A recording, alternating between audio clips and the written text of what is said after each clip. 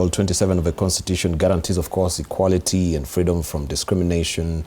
And I wanted just to, ask this question about Sharon Otieno's judgment. How does it reinforce these constitutional protections for women, from your own assessment? From my assessment, the right to life, the right to dignity, and also the Constitution talks about the right to a fair trial and the right to fair hearing. I think all these ingredients were a very huge part of the judgment that we received today in terms of the murder and the case in terms of the murder of Sharon Otieno. And the Constitution speaks largely towards the dignity of a person. So for me, I believe we've restored the dignity. We may not be able to bring back the late Sharon, unfortunately, but at least we've been able to give the family a sense of closure in terms that they know that the justice system actually turns, and justice delayed does not mean justice has been denied. Yeah. So from your own maybe accurate appraisement, what do you think is bringing the uptake right now of the gender-based violence and femicide, that is happening? Many of our women now are really suffering. What is really exacerbating this? Just generally looking, is there a disorder that is happening in the society? Is there a disparity between men and women that is leading to this, especially in this epoch of time that we're living in?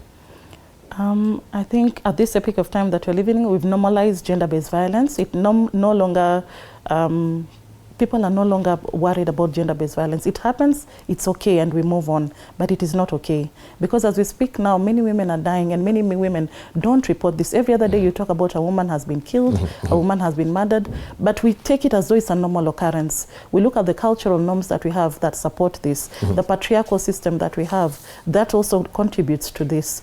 We also look at the way in which we relate with each other, the lack of communication in most of the relationships, the loss of the church. The church should also be able to be a huge factor, the faith-based institutions, because that is where most of the women who undergo gender-based violence, that is the first point. The research within which we do, that is the first point of reporting. And at that particular level, that is where we need to create awareness on what should be done and what should happen if I come and report that I'm experiencing gender-based violence. We should not normalize it as a normal occurrence, because it is not normal. Do you think also there may be patriarchal underpinnings that is driving this as well, that as a society, maybe we've not really moved on, we are still attached to this, some of its traditional, cultural, societal constructs? Culture is important, and we embrace culture, but when we have culture that is retrogressive, that does not respect women and does not hold women to any position of high esteem, then it becomes a problem. So we need to have a lot of male engagement, men to boys engagement, to be able to teach our boys at the young level that respecting women is paramount. It is not negotiable. And that taking the life of anyone, whether be it woman or man, especially when it is targeted killing towards women, is wrong, and it is outright unacceptable. And finally, maybe I should also just ask on a collaborative effort that is, from the civil society, maybe FIDE Kenya as it stands right now. We have the National Gender and Equality Commission. Also, we have the Justice. How are you working harmoniously to make sure that these issues of gender-based violence is being highlighted? Policies also are being framed around it. Parliamentarians also are reacting to it. What is the effort? What is the stand that you do have that you can say this is what we've done so far and this is the milestone that we've made? Excuse me. For one, the case that we've handled today is a milestone for us. Yes, because we've been able to take up, I talked about pro bono services.